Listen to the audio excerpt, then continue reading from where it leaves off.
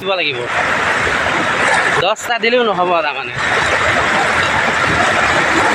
পানী ধাৰ চাওক এয়া এই ঘৰ ডুবিব হ'ল ভঁৰাল ডুবিব হ'লগৈ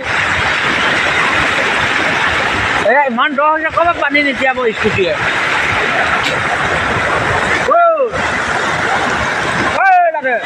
হয় মোমাইকক ফোন কৰি যায় ঘৰবোৰ ডুবিলে বুলি